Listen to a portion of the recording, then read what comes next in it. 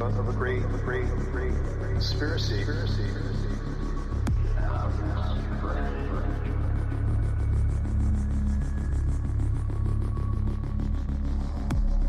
How did I get?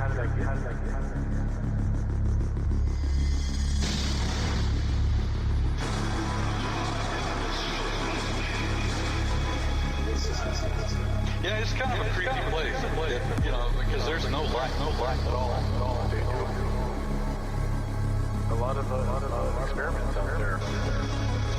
Plutonium, nuclear weapon.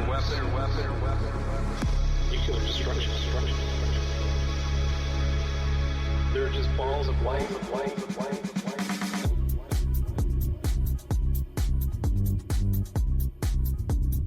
There's a ghost in the house.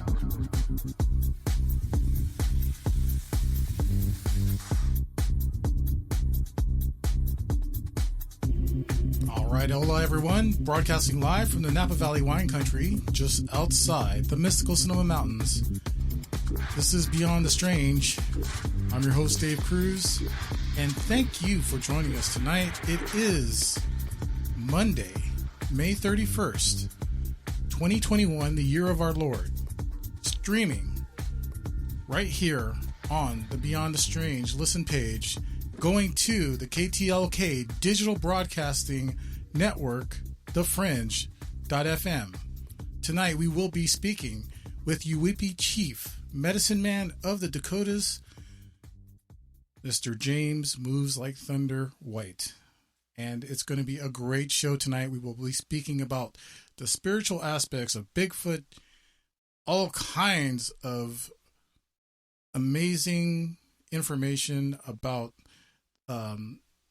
rituals and sacred teachings, and I'll leave it up to Jim to let you guys know, but it's going to be a really, really amazing show tonight. I am stoked. I'm glad everyone, I hope everyone had a great Memorial Day today. I really didn't have a lot of family in the military. I was never in the military.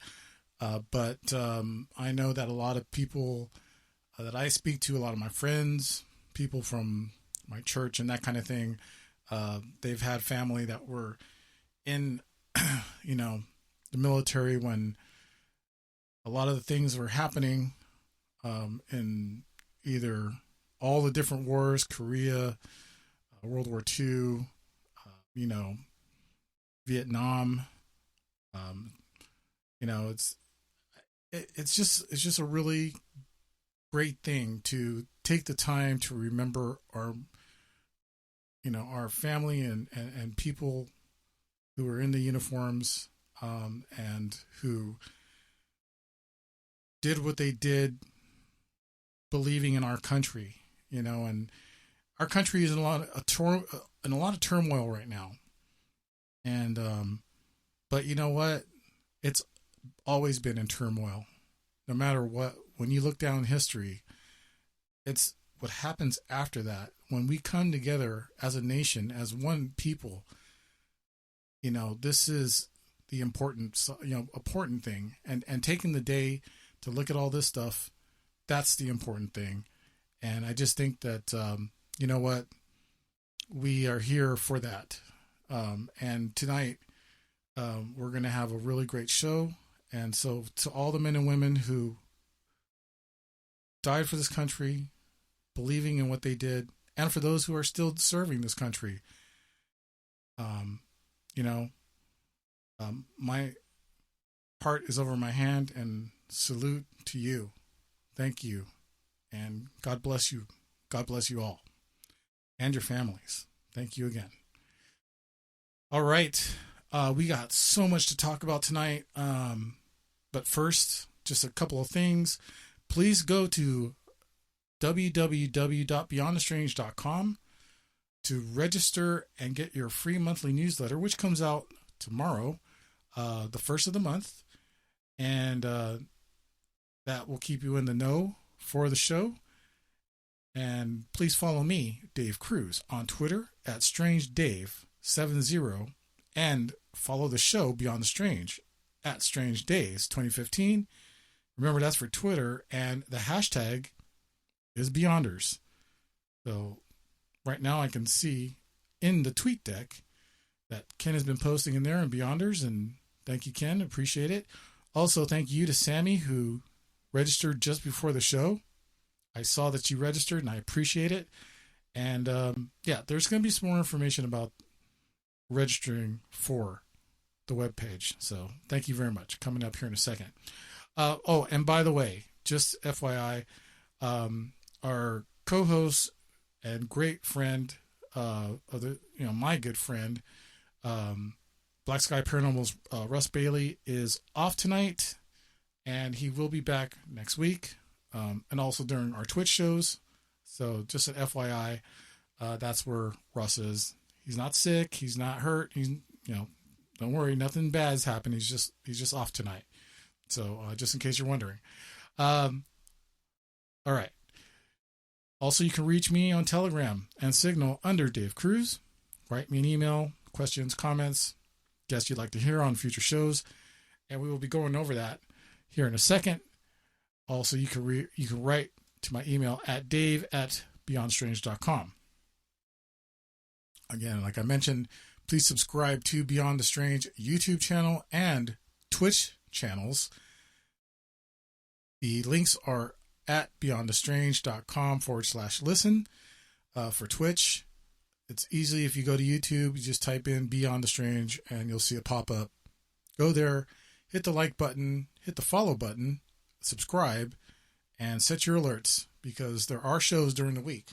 And that is the best way to know when a show is going to happen. It will alert you and let you know that there's a show. Okay. Let's see. What else do we got? Because I want to make sure we get this show going on time.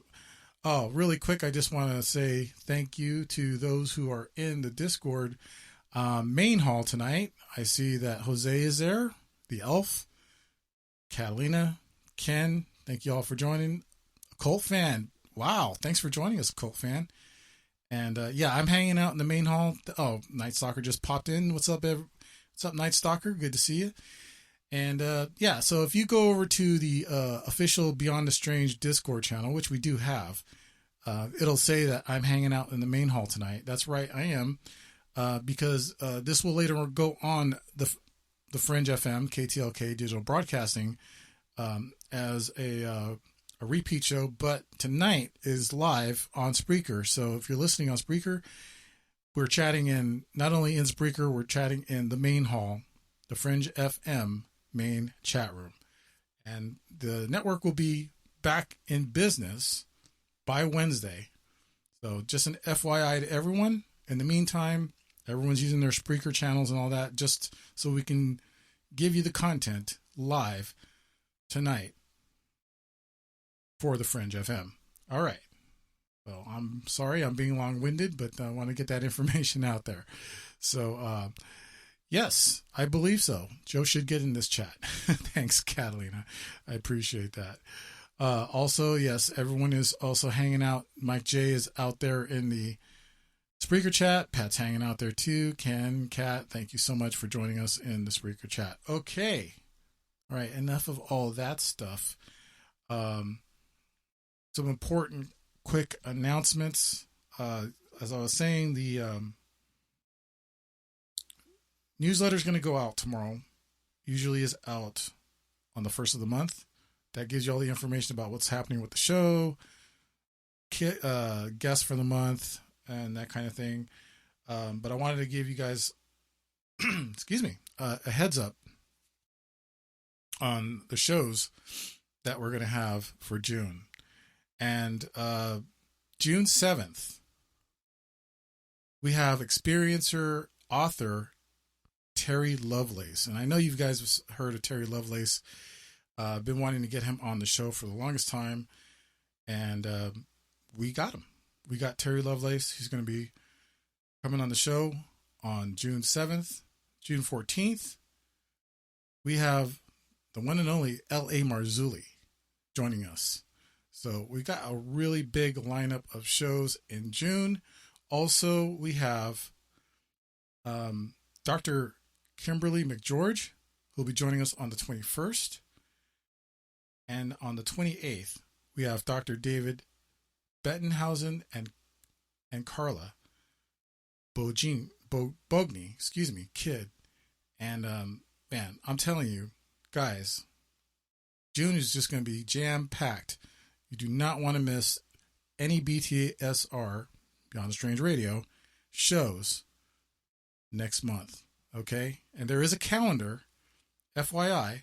If you go to beyondthestrange.com/calendar, you'll see not only the shows for the Fringe FM, but the Twitch shows as well, Wednesdays and Thursdays, and even the Saturday night shows that we do. Those are all there. And thank you, Mike. Appreciate that for checking the calendar. Mike J chimes in and says, I checked the calendar. Thank you very much. What was I going to say? Oh, and Signal. Yes, I am on Signal as well, but I don't really go there. I'm on MeWe, Facebook, and all that stuff too, but thank you.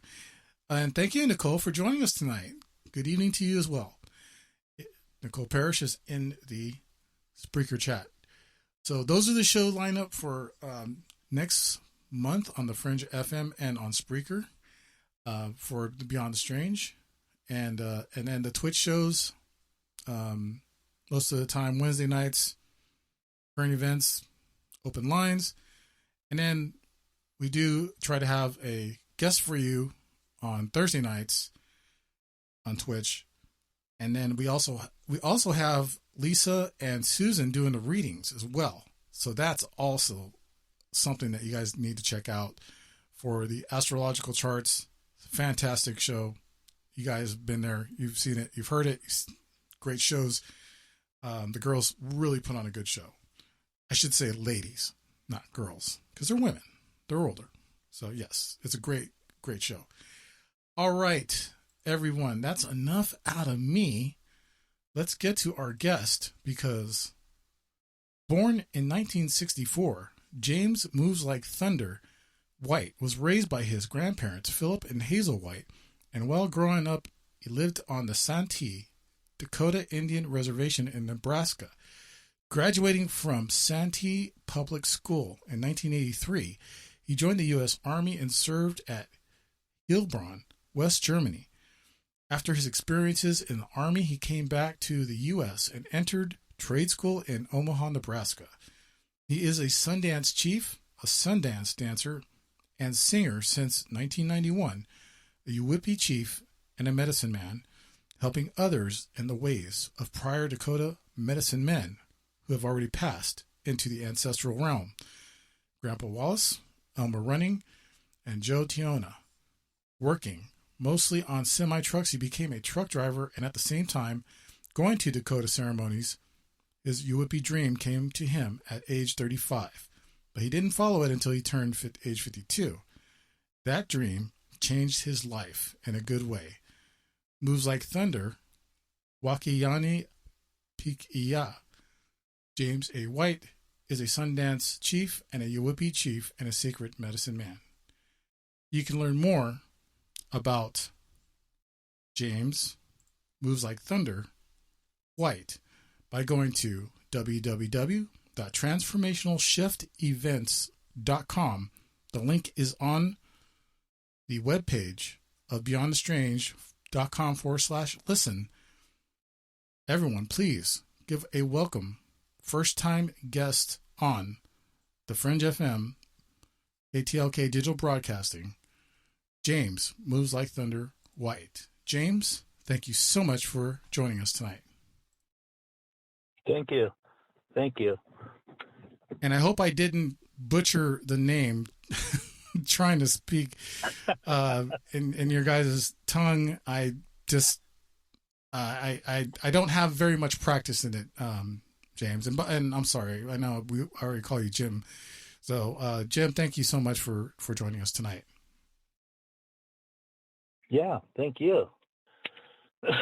So right off the bat, I have to ask you, how did you get your name Moves Like Thunder, and how do you say that again in your native tongue? Okay, it's Wakia Wapichie. I was close. Wakia Wapichie. Moves Like Thunder. And how I got that name is in a ceremony in the early 90s when I was a helper to a medicine man by the name of Elmer Running. He was from the Rosebud Reservation, but he was married to a lady down here on the Santee Reservation, and I was his helper. And so it was at the age of 27, I asked him if, in the ceremony, if I could have my Indian name, my Dakota name. And so through this Lawampi ceremony, the spirits gave me the name of Wakia Wapichie. It came from my great grandfather. So it was actually like 4 generations old, that name in it, and that's how I received it.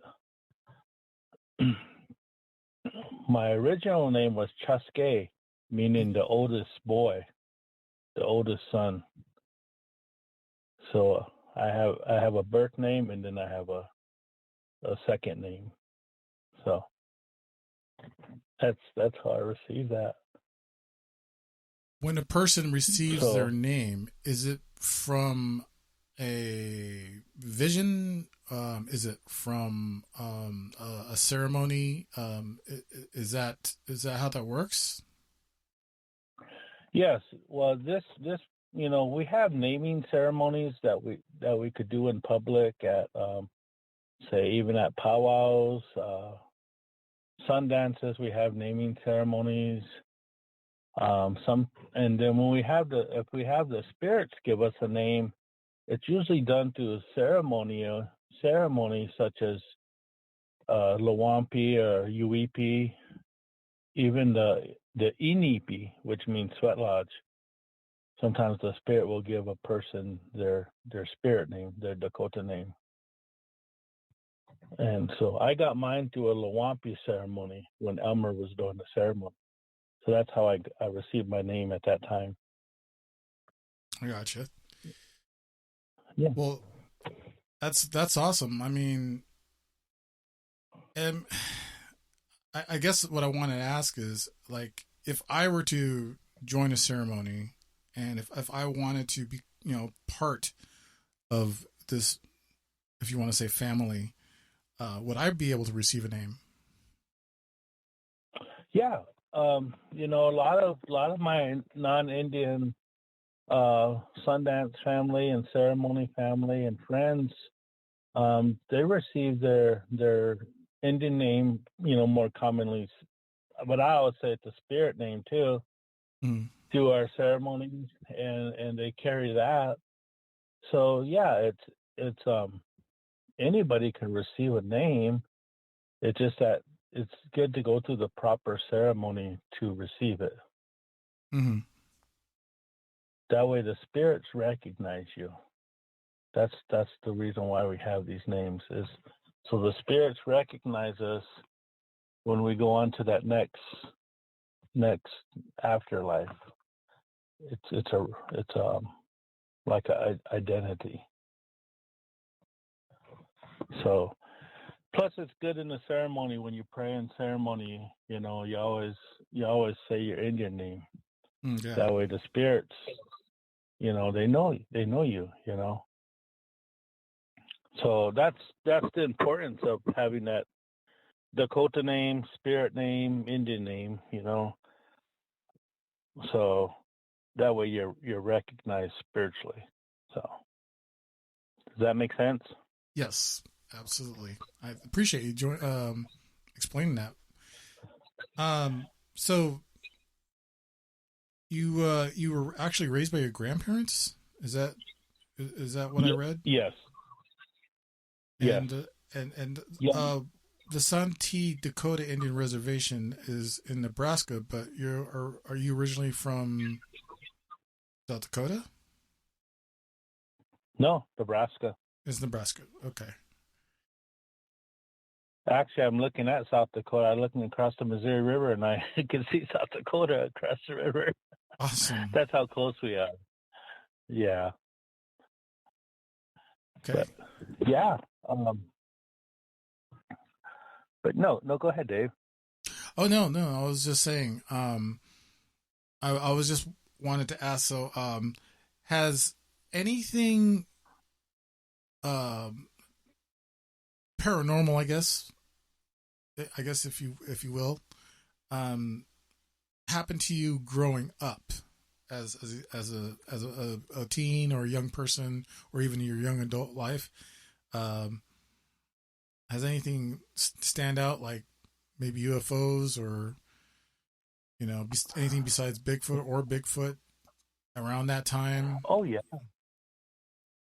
yeah. We got a lot of stories and a lot of experiences. This is mostly related to my family, because we're a close knit family. But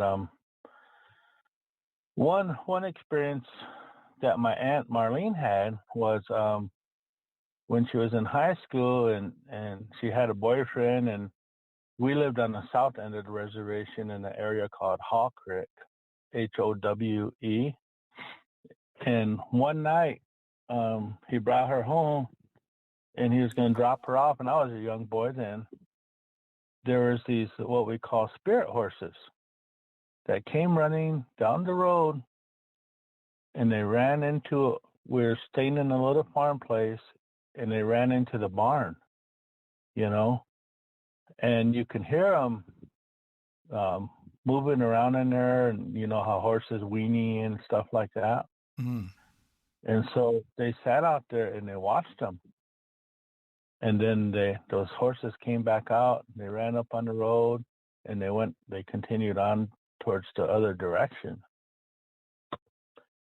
And so that was one of the stories about, we have spirit horses here.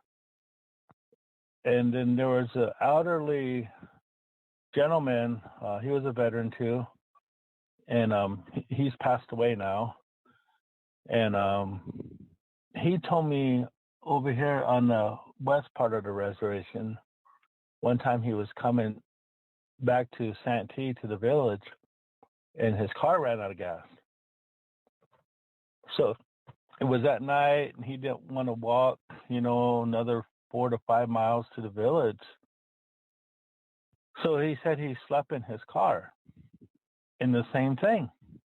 These horses ran down the road, and they ran by him, and he looked up, and he thought it was real horses, but they were spirits. They were spirit horses. So anyway, those are two separate incidents with the same thing. So we didn't, I didn't know, I just heard the stories. And then some of these older guys, they're veterans, they were talking one time, and, we were telling them that story and stuff.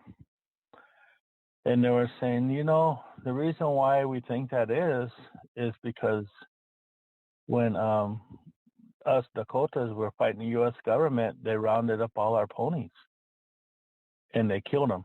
They shot them. Oh, wow. And so we always think ponies, their spirit always follows our people. And so that was just something that happened in the past. And like today on our reservation, there's people that have horses. I used to have horses. I used to raise horses. And we just got a relationship to the animal, not only physical but spiritual too. And I'll tell you what, Jim. I'm sorry. I hate to cut you off. We have to go to a commercial real quick, and when we come back, we'll definitely get back to that story and I'm really sorry. I hate to cut you off. We got to do this for the network. But you're listening right now to Beyond the Strange live for the Fringe FM and for Beyond the Strange. I'm Dave Cruz, and we are speaking with James Moves Like Thunder White. Don't go away. We'll be right back right after this.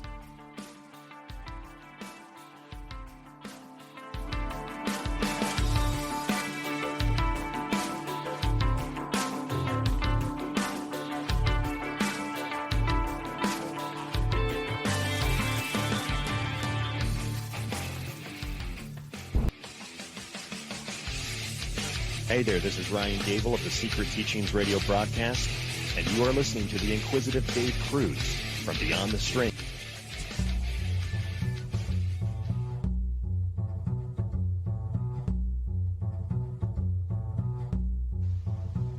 Have you ever looked skyward and pondered UFOs, aliens, time travel, alternate universes, and parallel dimensions? Want to explore paranormal activities, hauntings, and various cryptoids such as Bigfoot, sea and lake monsters? Greetings, Beyonders. I'm Arthur Casper Parks, and you're listening to Beyond the Strange with host Dave Cruz. Help spread the word by posting links to forums and social media. Available at YouTube, Spreaker, iTunes, Stitcher, and TuneIn Radio.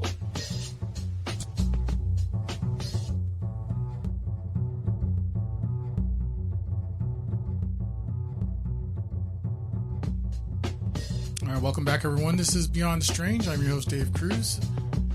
Thank you all for joining us tonight. Tonight we are speaking with James Moves Like Thunder White. And James was born in 1964, raised by his grandparents Philip and Hazel on the Santee Dakota Indian Reservation in Nebraska. Tonight we're going to go over quite a few things. May not go in order, but that's just the nature of the interview, unfortunately. But appreciate you joining us tonight here with Beyond Strange and everyone in the Strange chat. Oh, excuse me, on the main. Very quickly, before I bring Jim back, I wanted to mention a comment. And thank you for joining us tonight, Bry in Space. Bry wants to express to Jim that they are all praying with Leonard Crow Dog at the Pahook Hill. I'm not sure exactly what that means, but I just want to welcome back again James for coming on the show tonight. Thank you, James. Hello.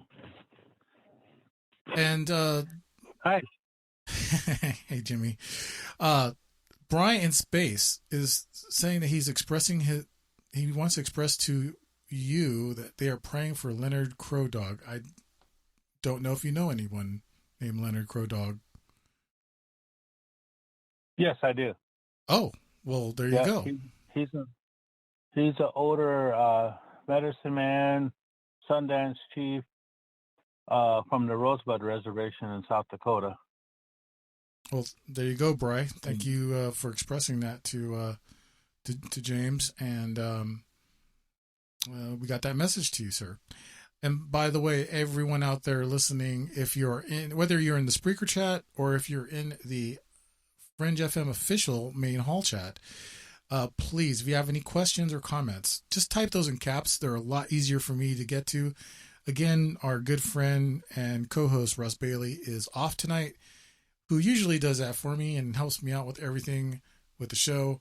So he's not here tonight. So I have to try to scan everything as best as I can. Put those in caps for me. That would be wonderful and much obliged.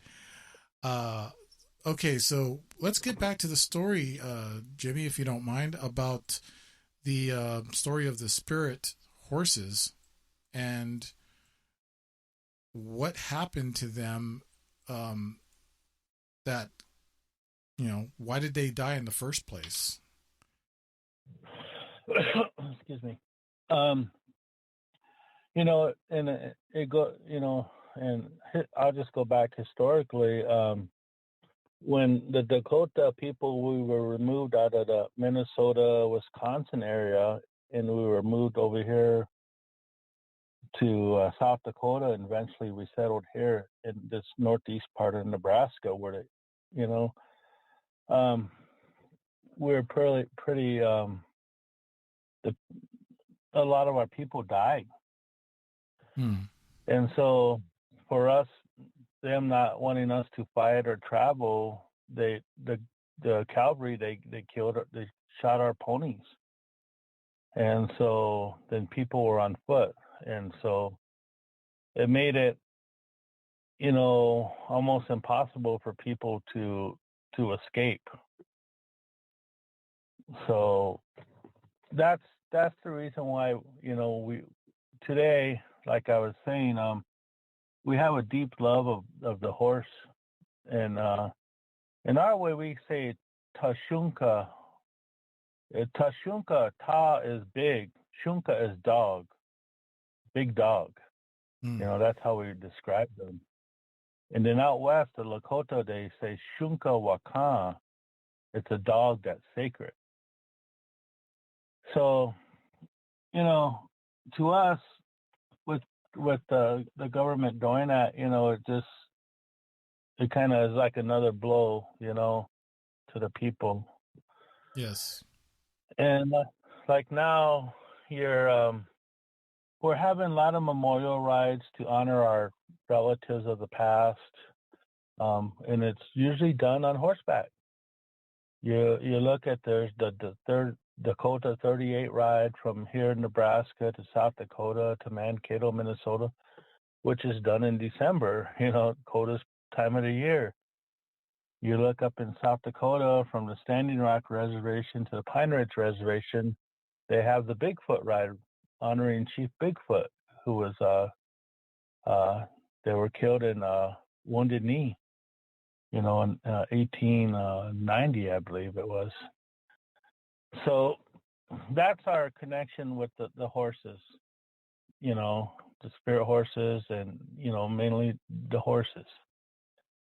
So it's just a connection, I believe, that can't be broke, And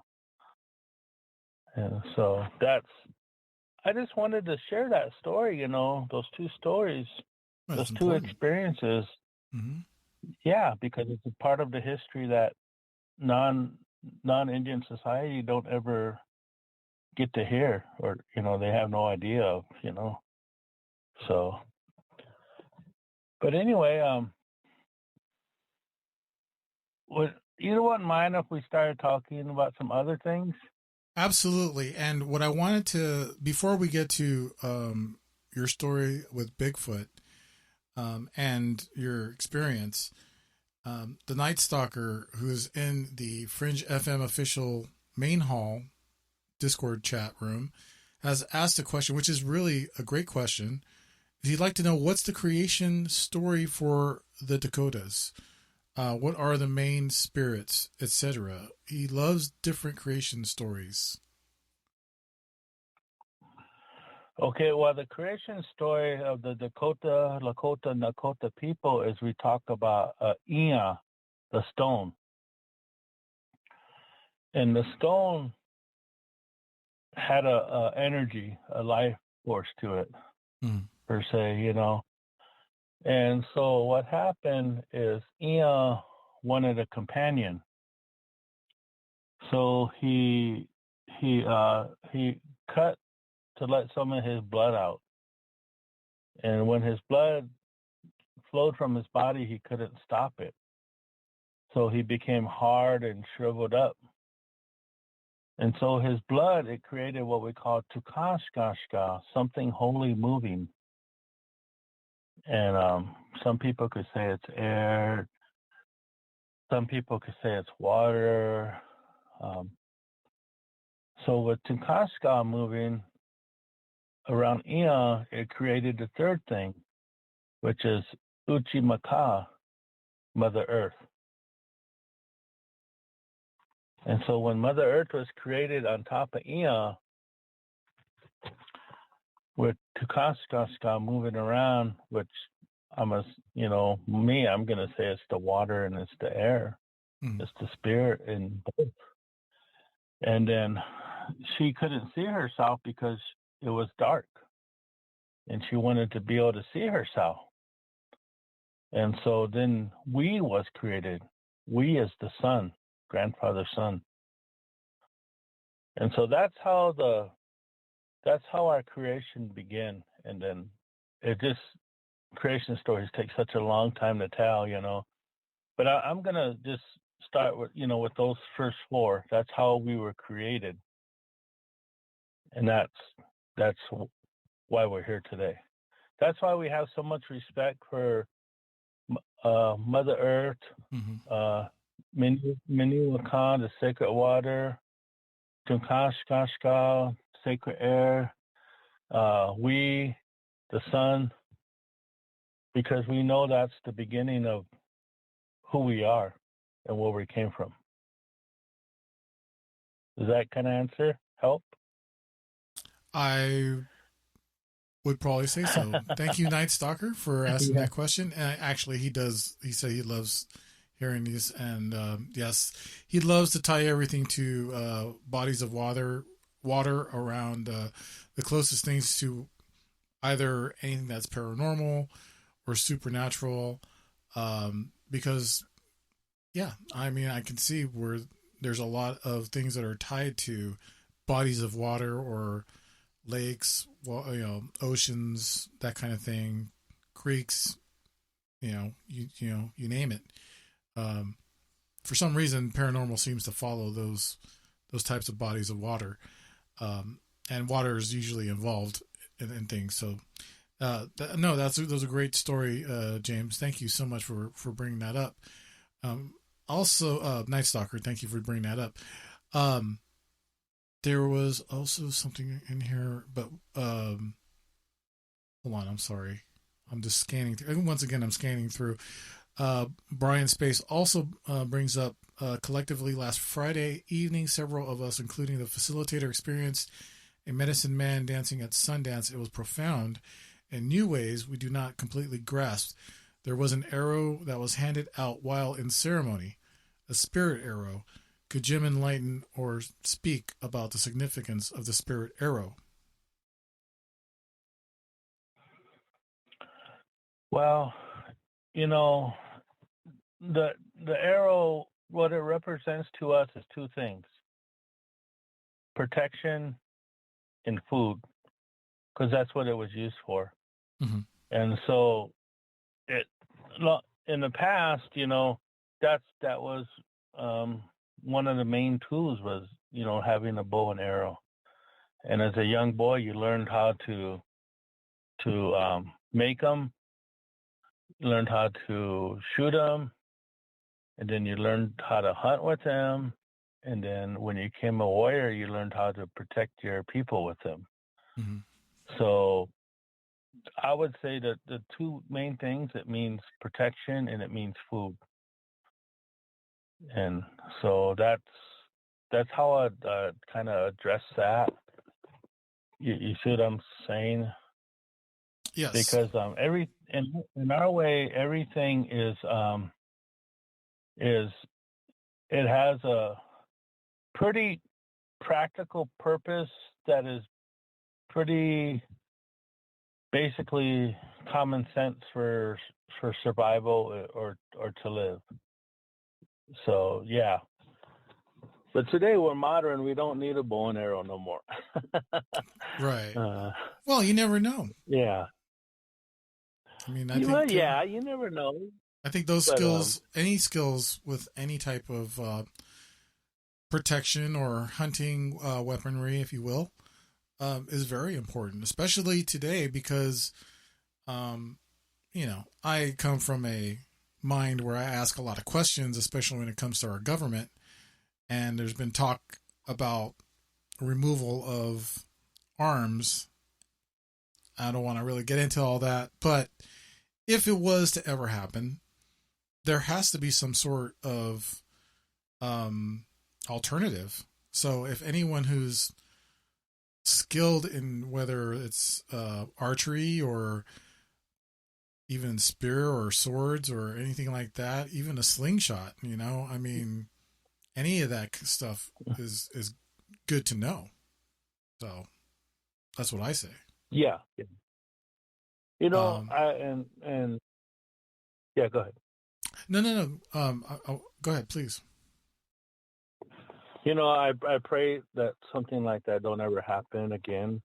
You know, Yes. just because the history we have with the United States government wasn't very nice, you know, and still today isn't very nice.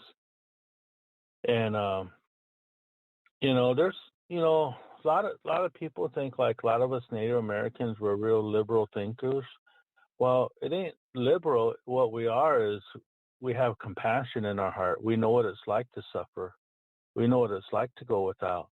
But some of the things, like myself personally, I don't believe in is I believe in the right to bear arms. Yes. I believe in the right, you know, I'm not for abortion, but at the same time, it isn't my decision. I believe it's the woman, whatever their circumstances.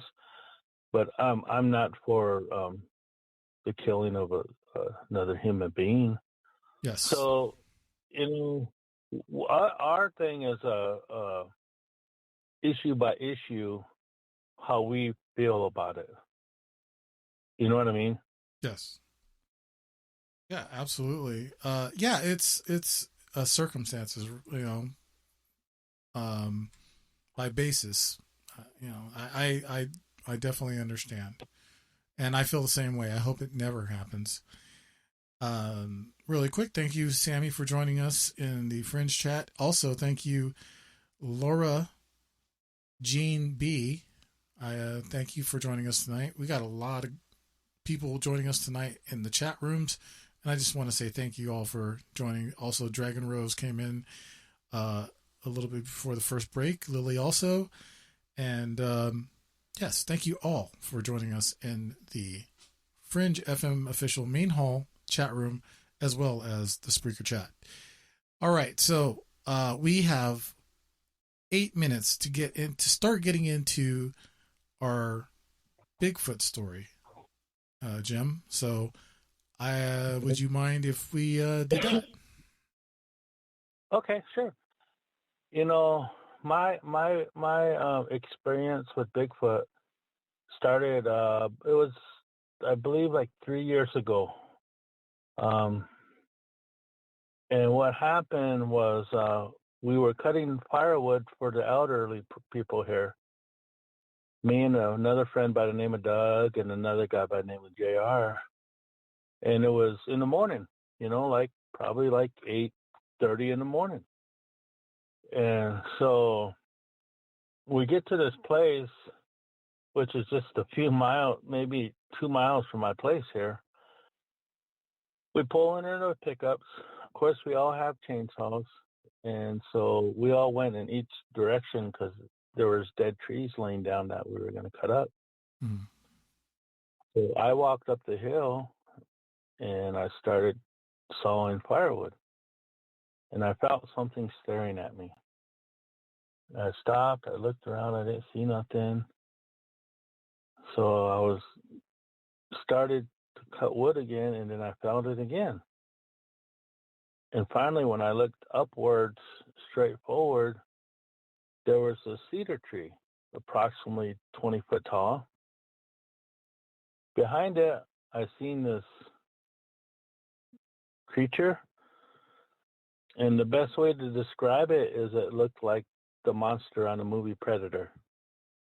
And this thing was probably at least 8 foot tall, maybe 9. It was huge.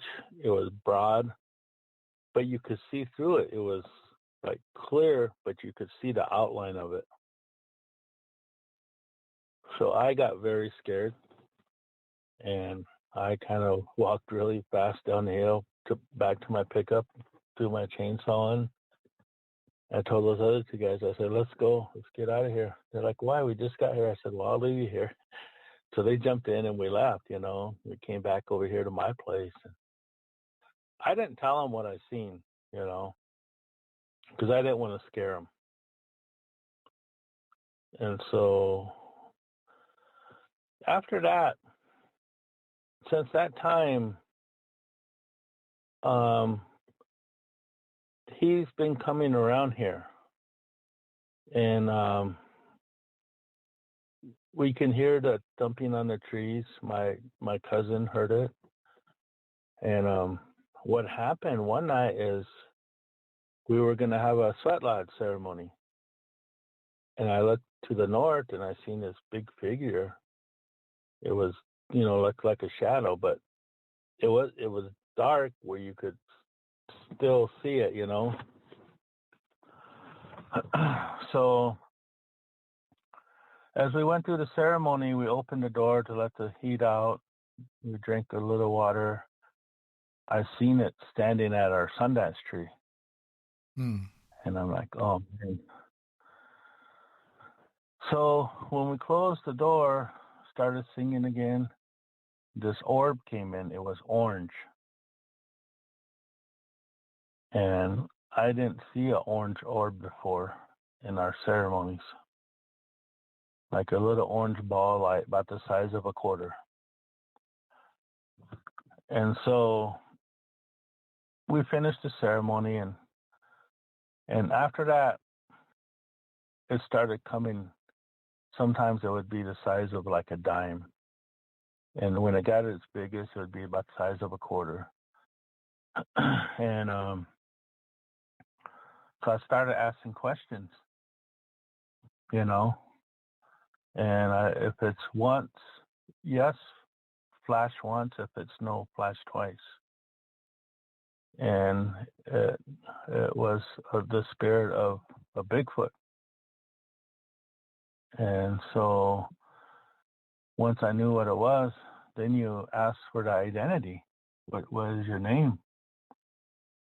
And so in Dakota, when we say orange, we say Sha Z, red and yellow, which makes orange.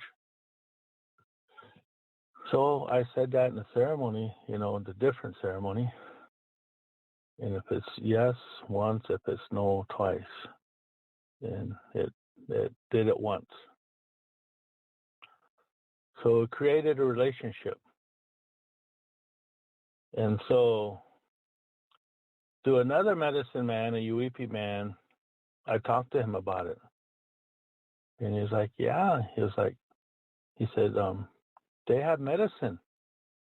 And so I'm like, okay. So he said the medicine was right there. So which it was. And so to make a quick story straight, the Bigfoot, he gives us medicine, what we call invisible medicine. It makes us invisible. So like if something negative is coming towards us, we wear that medicine, it'll go around us. It won't hit us, So it makes sense. When I first seen him, the medicine, the orange orb, asking the name of it, that's created a relationship. So, it hasn't happened lately, but pre-COVID, before I got COVID, there was a couple times he came into my UEP ceremony. And it's such a powerful, like when you send somebody, they're real powerful and real big. Mm-hmm. But say you can't see them, that's kind of how it is in the ceremony. And so he has come around to help. Like I said, he helps our children and he helps our elderly people. So I think at that time we were playing for elderly people, Really yeah, quick. Go ahead. We have thank you for that. And I know if there's any more to the story, we can definitely get into it in the next segment. We're going to be going into our top of the hour commercial break. But before we go into that break, I just wanted to mention that I remember a story about a young boy, probably about 10 years old, had gotten lost in the wilderness. Parents couldn't find him. And when they did finally find him, they had asked the boy, how did he survive? And he said that a bear had helped him the whole time he was lost. But that the bear was like, standing and really big and tall. And I believe that's how it went. And I'll look for the story, but in my assumption, I feel that it's probably Bigfoot that might have helped him. And I don't know if you heard that story or not. No, but I would say, yeah, I would say that's a very true story. It's just Because amazing. that's what they do. They help children. Yes. And Yes. we'll definitely get more into this into the next segment. Also, Jim, you were good enough to mention that you'll be happy to answer questions when we open up the phone lines in the next segment. Mm-hmm. And so I just wanted to bring that to everyone's attention. So I'll be opening up the phone lines in the next hour. So in the meantime, I just wanted to mention that we are speaking with James Moves Like Thunder White, and you're listening to Beyond the Strange. Don't go away. We got lots more to cover. Right back right after this.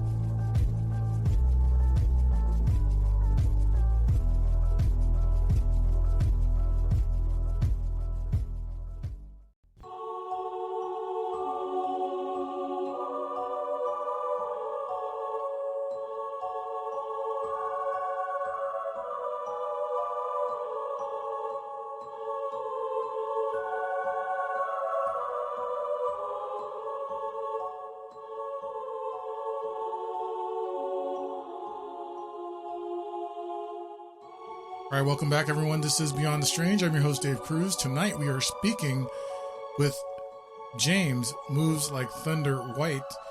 And James has been good enough to come on the show tonight. James was raised by his grandparents, Philip and Hazel White. Growing up, they lived on the Santee Dakota Indian Reservation in Nebraska. He graduated from Santee Public School in 1983. He joined the U.S. Army and served at Helbron, West Germany. And James has had experiences with not only the paranormal growing up, but also with Bigfoot, as he recently just mentioned in the first segment of the show.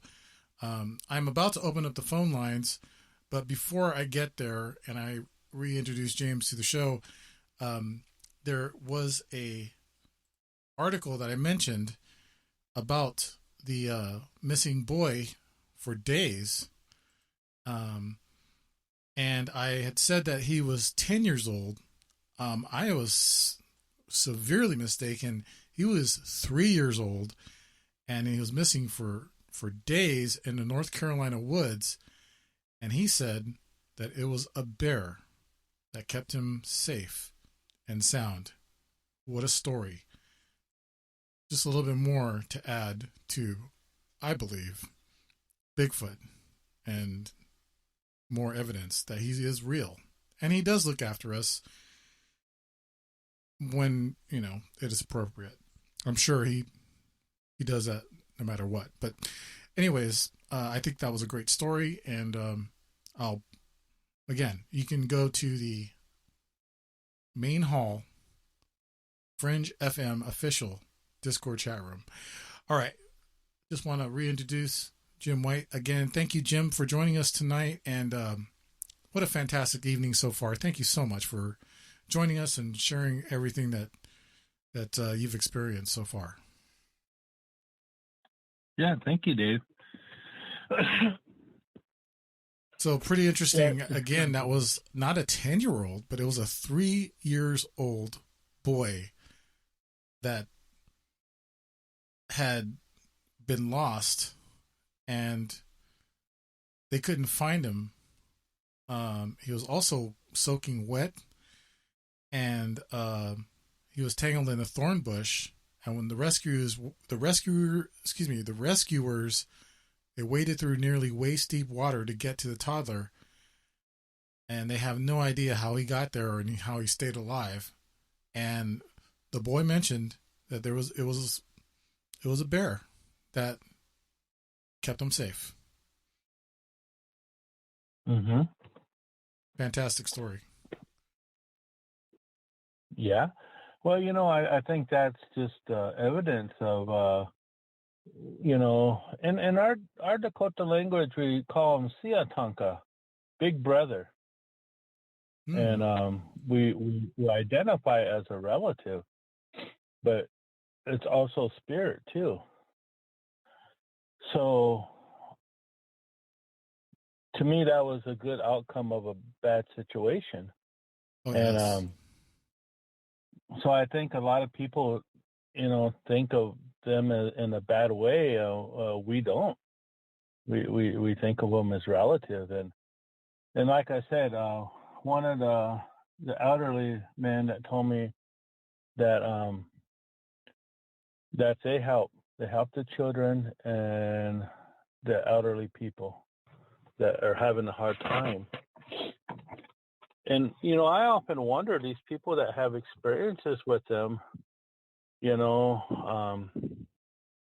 what is going on around in their home or around in their community that draws them out to show themselves.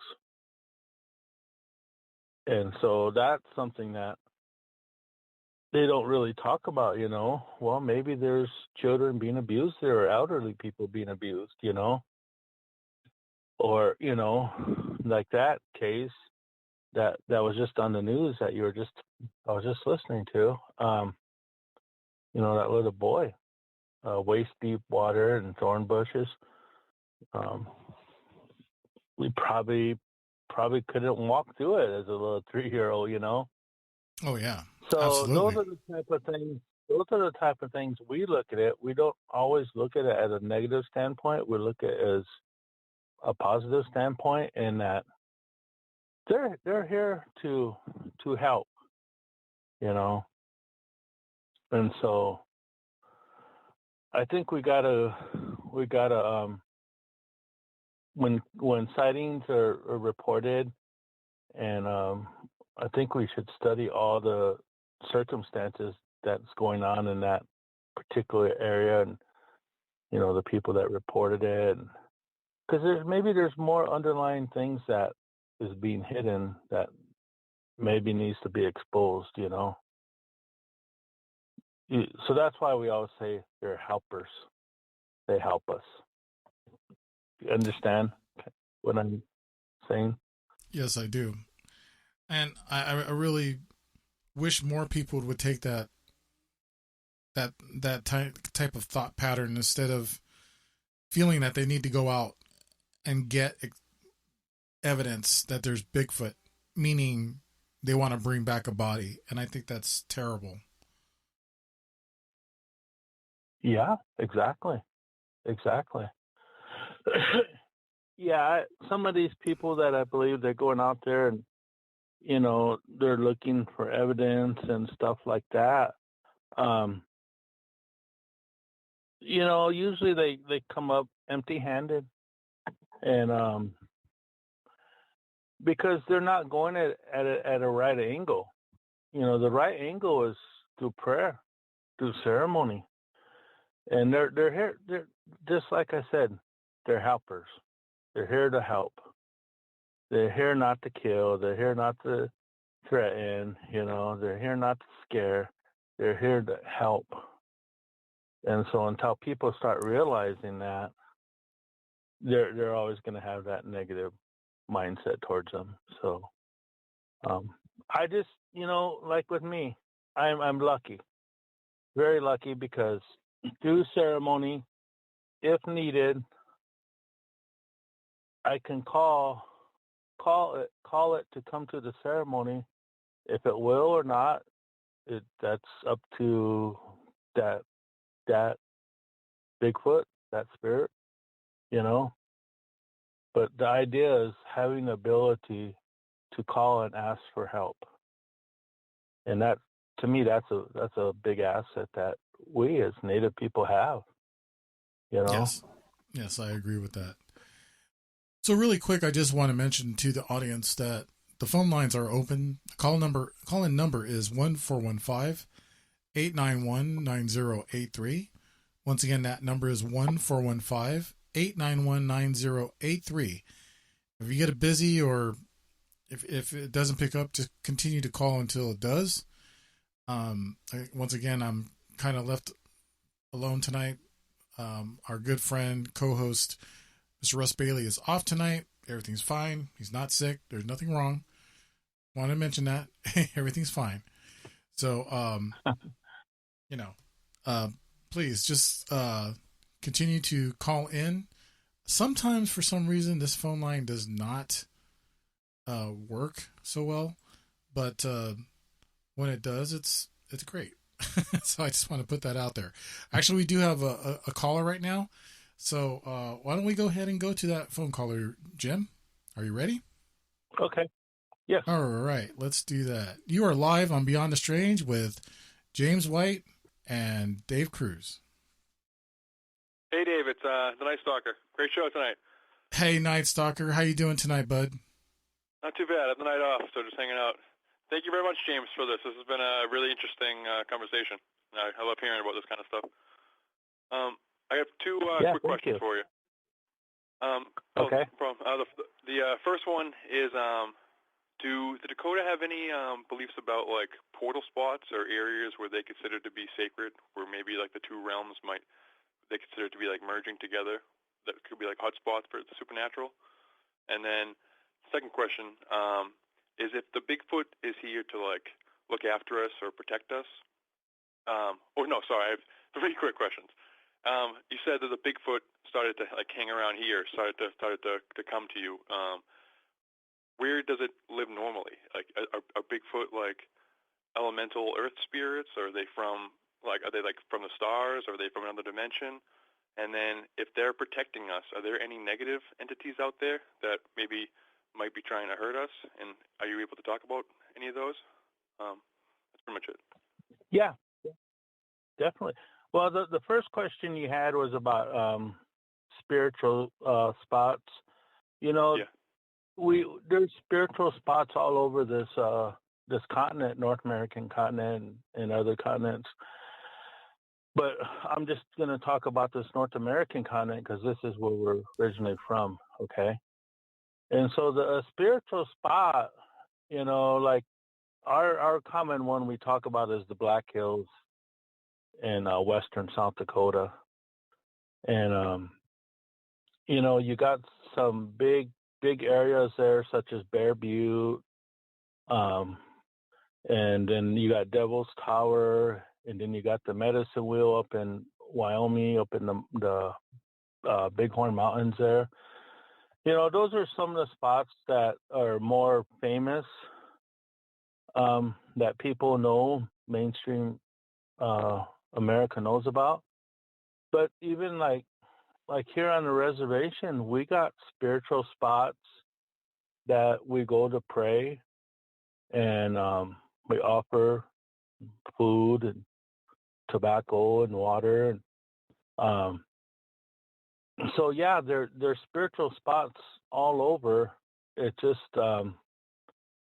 you know, finding them and doing the appropriate ceremony, you know, whatever you're asking for.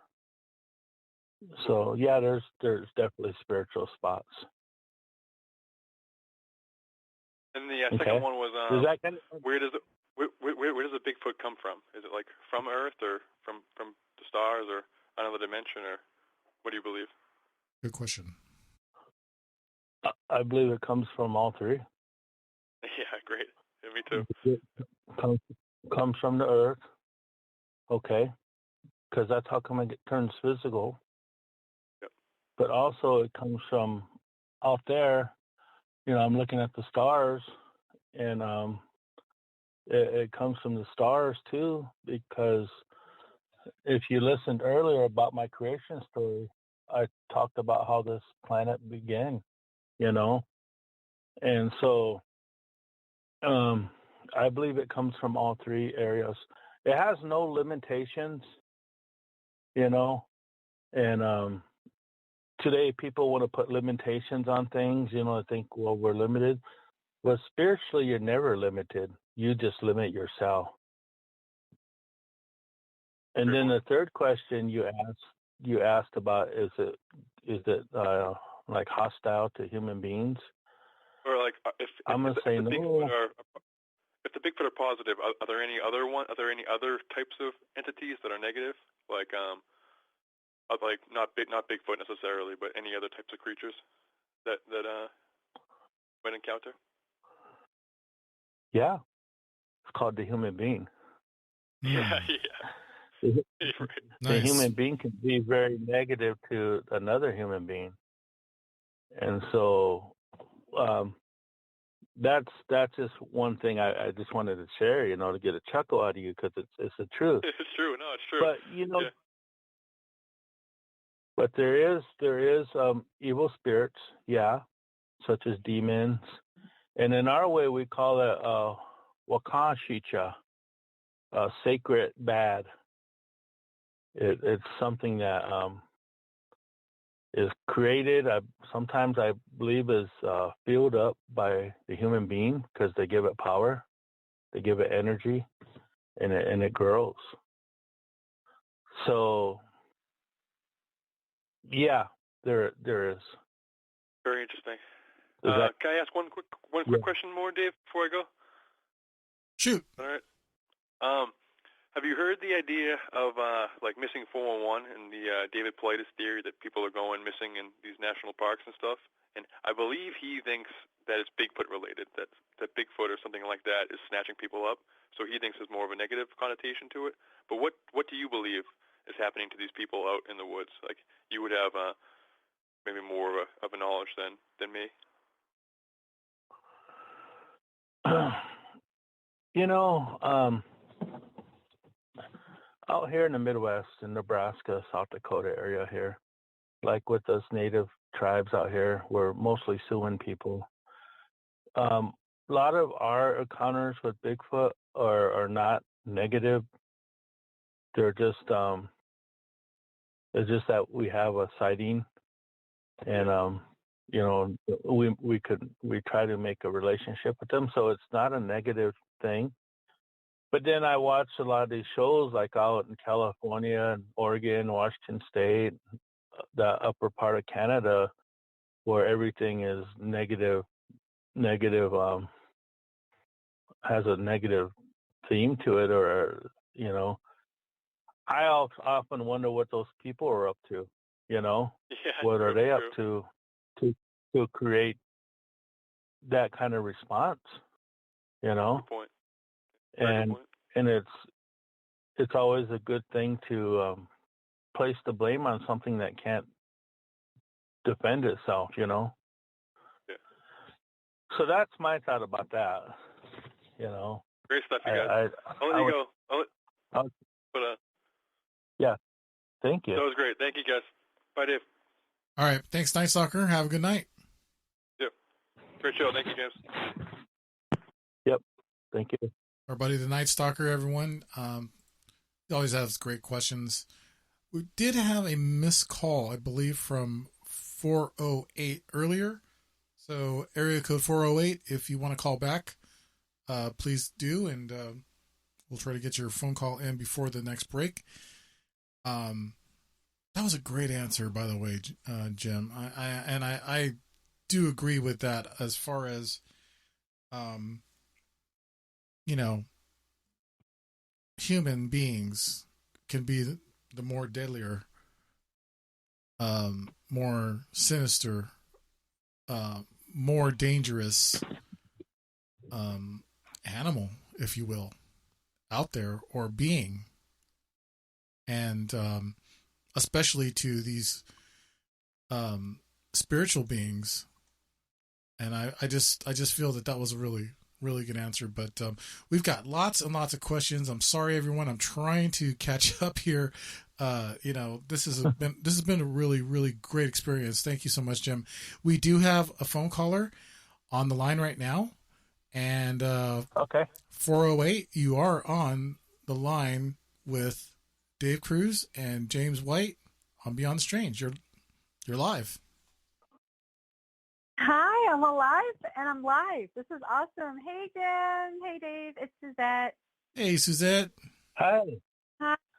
It feels like this conversation is a ceremony because my heart is so relaxed and I just feel so tranquil. So whatever is going on and sharing the wisdom teachings, right, of the Bigfoot relatives, it just feels like it's very healing. And I just want to really recognize that it's this experience where you feel it in your heart, in your soul, and it's natural versus in the head, So I just want to say thank you for that real quick, because that for me is super healing and important. Thank you. I know we talked about this a lot. But I'm wondering, I don't know if you spoke about this those few moments when I switched to make the call or what have you, but it was about how we talked about at some point, like how the spirit of Bigfoot could like shapeshift as a shapeshifter into the right form for the person. And the second question is the family hierarchy. Is there a family hierarchy for the Bigfoot nation, if I may ask? Good questions. Okay. Say the first question again. I'm sorry. I was looking at the stars. But say the first question again, please. The first question is the Bigfoot relatives, are they known as shapeshifters to help them communicate with the human tribes, right? And then, are they known to be, like you said, an orb in ceremony?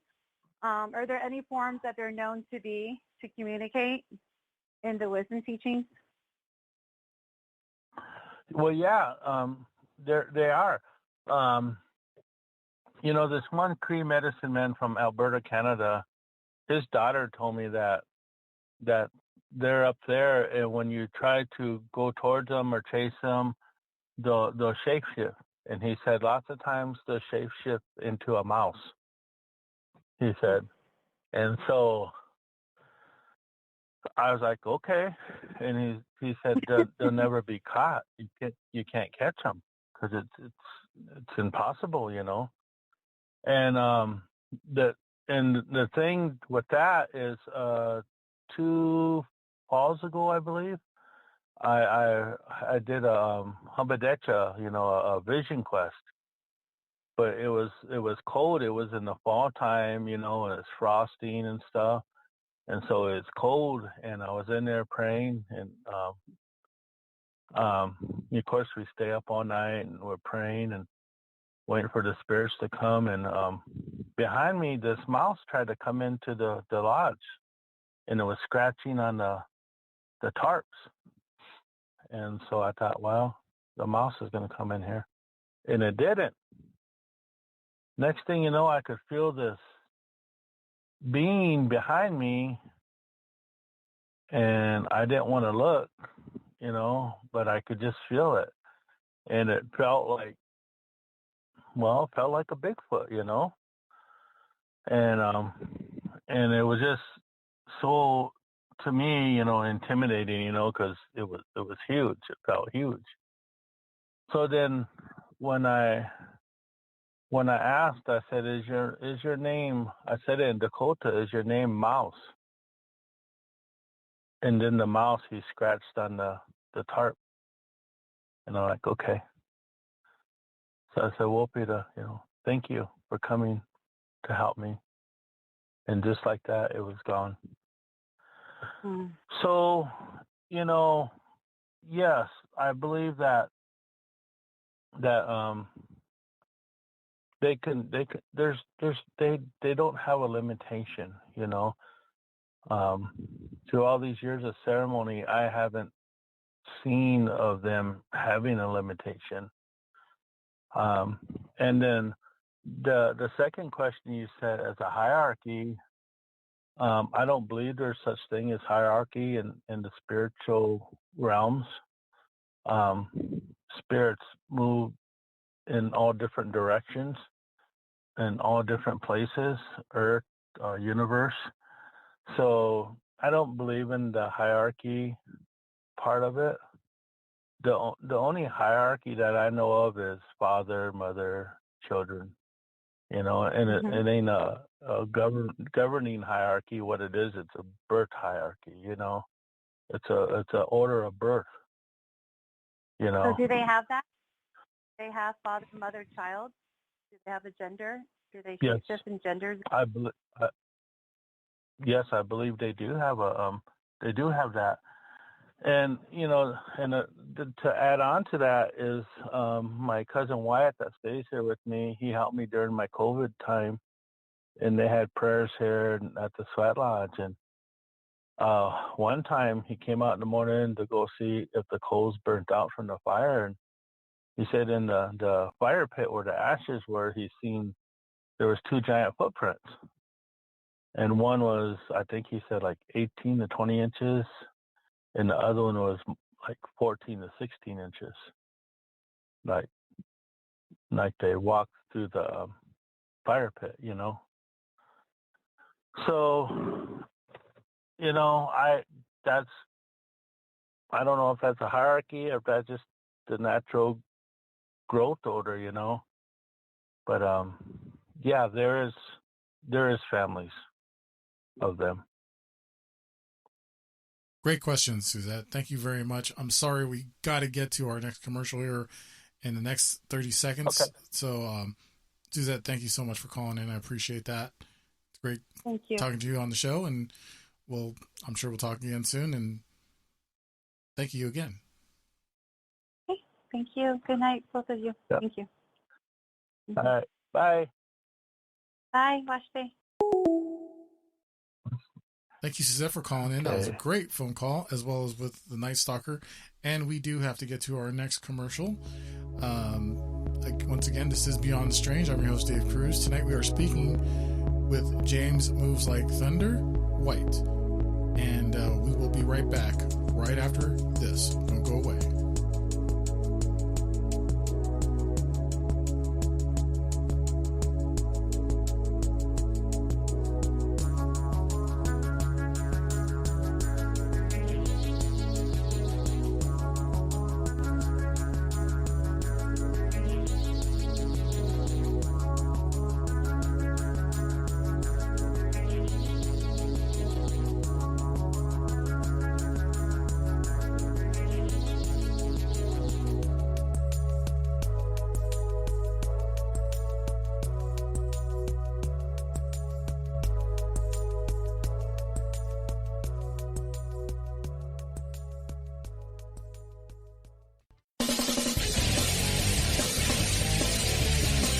Hey, this is Deb, and you're listening to Dave Cruz on Beyond the Strange Radio.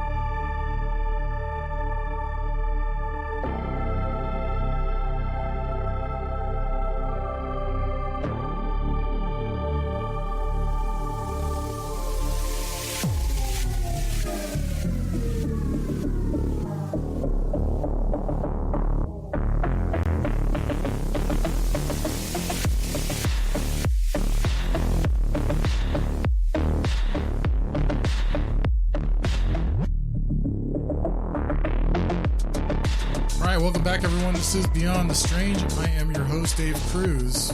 Tonight we are speaking with the Whippy Chief Medicine Man, James Moves Like Thunder White. And actually, you can find James under James White on Facebook as well as some of the links that I have on beyondthestrange.com/listen. There's links to more places where you can find James. Also, I want to bring back James really quick. I want to thank you, James, for coming on the show tonight. Fantastic evening. Everyone has been having a great experience. It's probably been a long time since people have actually felt good during these kind of shows, not worried about aliens destroying the world or conspiracies of sicknesses and illnesses coming after you and that kind of thing. So I'm glad that this is more of a love type vibe than a more fear type vibe, if you will. So I just want to say thank you again. Thank you. And also, speaking of those conferences, which were the past conferences that you've spoken at, and which will you be at coming up? I spoke at the Transformational Shift Conference in Sedona, Arizona, 2020, and actually there's a new conference coming up October 1st, 2nd, and 3rd in Sedona. It's the same thing, Transformational Shift events. You can find all the information there, and I'll be one of the main speakers. The interesting thing about that conference, it's going to be mostly all Native people, spiritual people, leaders, ceremonial people, and they're gonna be talking about their experiences, spiritual experiences, and Bigfoot and UFOs, and there's going to be approximately 10 different tribes there: Apache, Navajo, Dakota, Cherokee. I can't remember the other ones off the top of my head, but there's going to be ceremony, song, and dance. They're going to have the white Apache crown dancers there. They're going to have the bird and feather singers and dancers there for the Navajo people. And so it's going to be a really, really great time. And I believe spiritually it's going to be a very charged conference and event. So, I want to welcome everybody out there. It's open to the public. I believe great. You have to buy a ticket. So, yeah, I just wanted to share that. Yes, absolutely. Definitely want to get that information out. And was I right to say that you are under James White on Facebook? Yes. All right. There you go, people. So you want to learn more about James, you can go to Facebook and find him on James White. You'll see him in a headdress there. It's, traditional and everything, and you'll know it's him. So find James on Facebook, and you'll find some more information about these conferences that James, or Jim, I should say, has attended and will attend more in the future. So thank you again for sharing that. All right, so 2 more quick questions about Bigfoot so we can wrap that up and go into something that Jim really wants to speak about. It seems like it's weighing heavily on him to speak about his UFO experiences. And you know me, I love a great UFO story, as well as I know a lot of you do. So we have Daryl in the Beyond the Strange Spreaker chat that wants to know, what is the lifespan of a Bigfoot? That I cannot tell you, because they're a spiritual being, and so I can't give you an answer for that question. I'm sorry. That's okay. That was a nice try, Daryl. And also coming from Daryl, she would like to ask one other question. or has humans ever mated with a Bigfoot that you know of? No. Okay. So there you go, Daryl. Those two questions are a no answer. As far as Jim knows, never know. There may be other people out there with other information, but as far as Jim knows, that is a no. All right. So without further ado, Jim, yes, let's please hear about your UFO experiences. We have a little bit less than 20 minutes, but actually 15, so we can wrap up the show. But yes, definitely want to get into that. Okay. What the thing I want to talk about is the UFOs that we have here in northeast Nebraska, between northeast Nebraska, Missouri River, and South Dakota is on the other side. I had numerous of sightings. One of the sightings I want to talk about is over by the Standing Bear Bridge, which is just east of the town of Niobrara, Nebraska. One night I was traveling towards the town of Niobrara, and above the bridge I seen these giant orange lights. There was an orange light, there was a giant white light, and there was a giant orange light. They're in a row, and they're above the bridge. And so when I stopped to look at them, I just knew that that's what they were. And one went west, one went east, and the middle one just disappeared. The next thing you know, you see these military jets flying over. And so my thought in my mind was, I know the government has to know for them to track them. Yes. And then the second experience I had, at that time, my wife worked down into the village of Santee, and I was going down about 9:30 at night, and just east of the village of Santee, above the Missouri River, was these giant red lights, and they were red. These ones were red.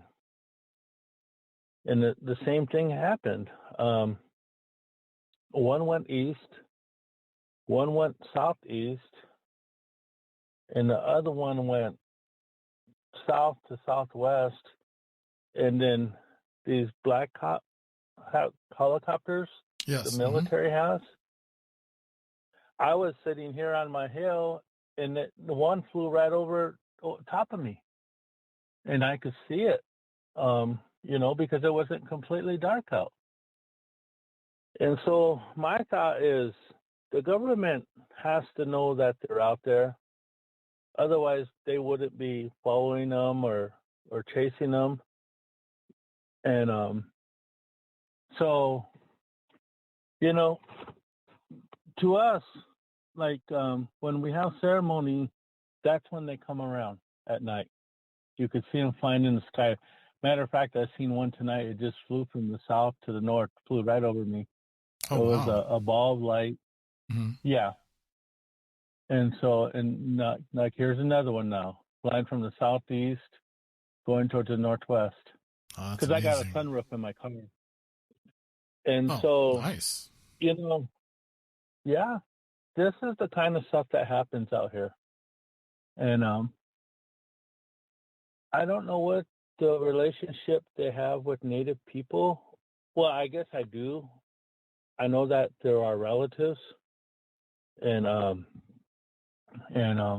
I noticed that when we have the ceremonies, that's when they come around. That's very interesting. Like tonight, just talking about it, they come around. And just as you said that, this is funny. Just as you said that,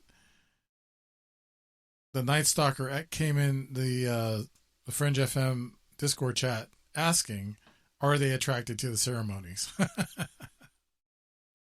Yes, they definitely are. They definitely are. So there you go, Night Stalker. Ask and you shall receive. Right. So I actually would like to ask a question, if I may, about the term star people or star knowledge, or not star knowledge, but star people or star seeds. Is that a term that was created first by indigenous Native Americans or even Aboriginal or Dogon indigenous people?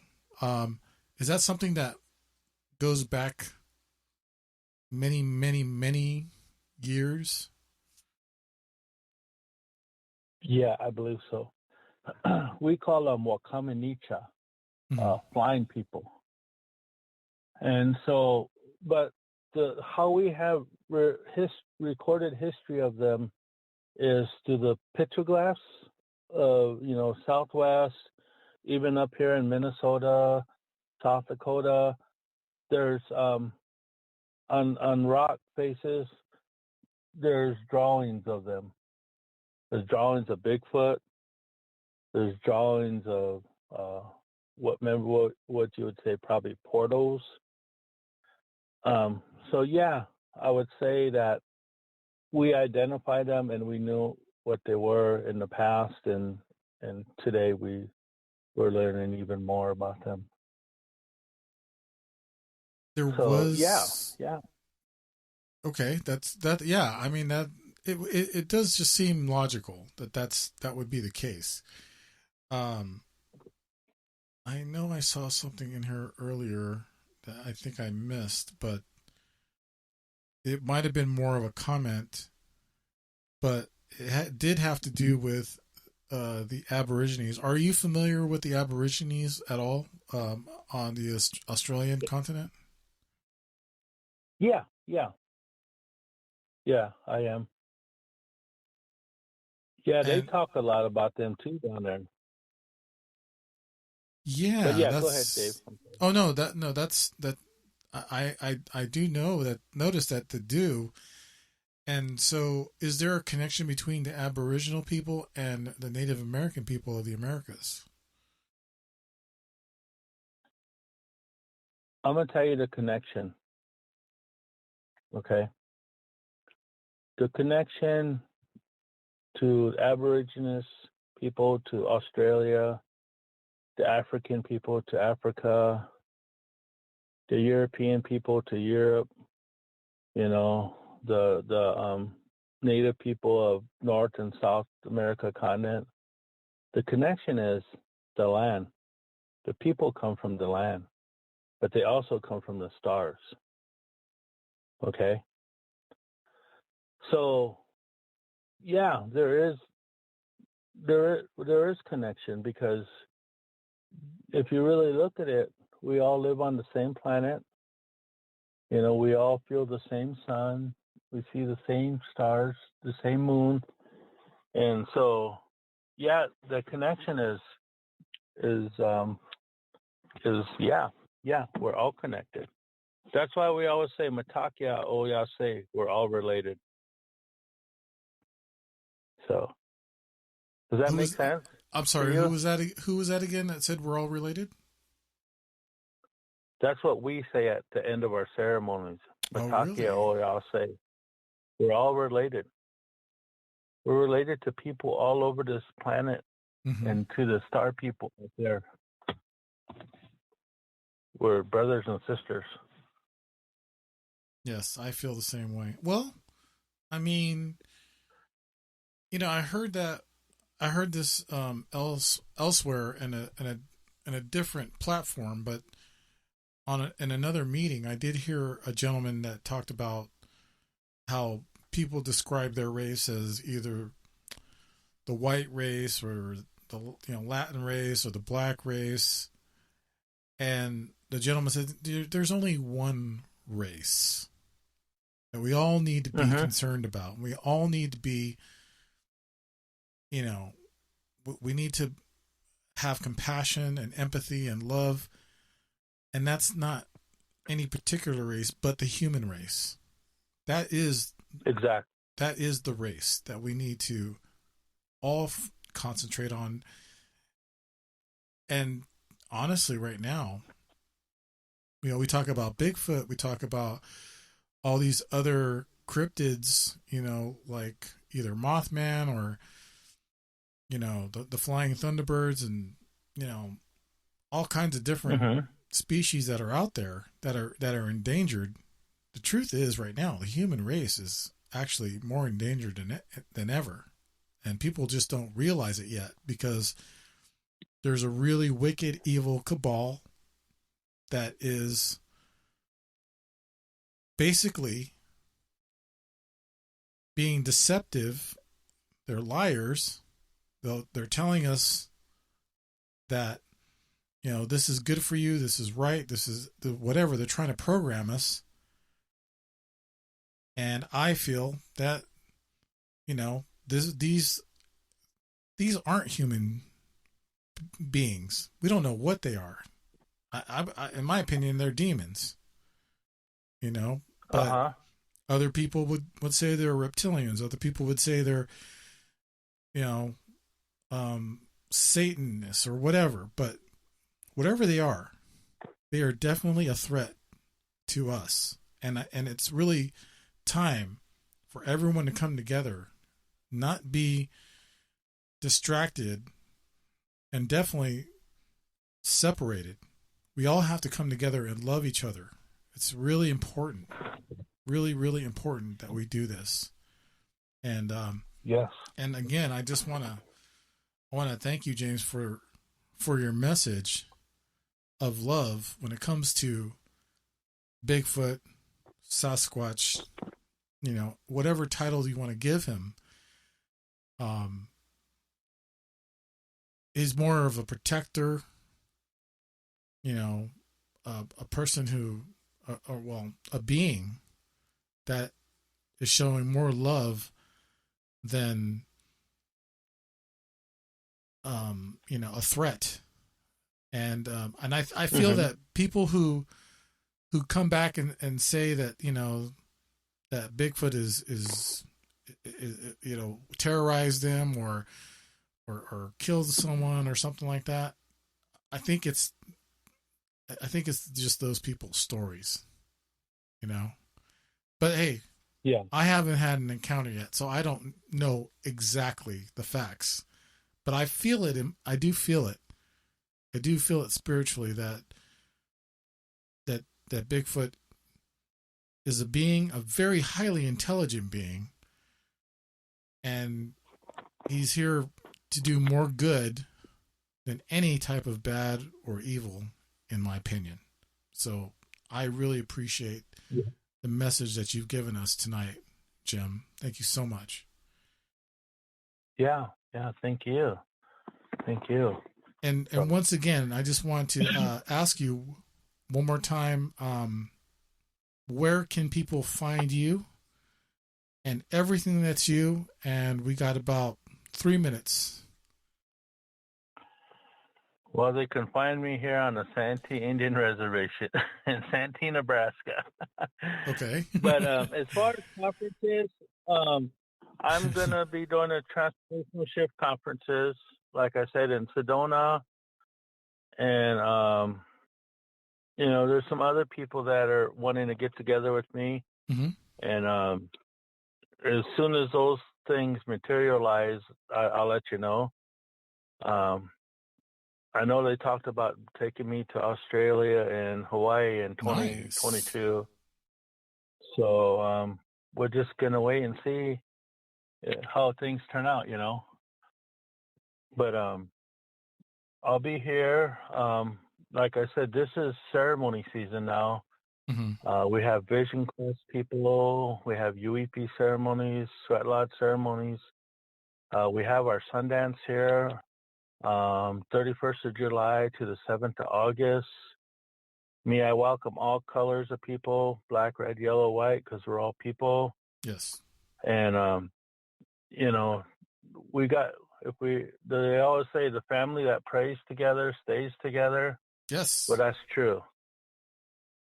It doesn't mean you have to be, a nuclear family. You know what I mean? I'm talking family from all over.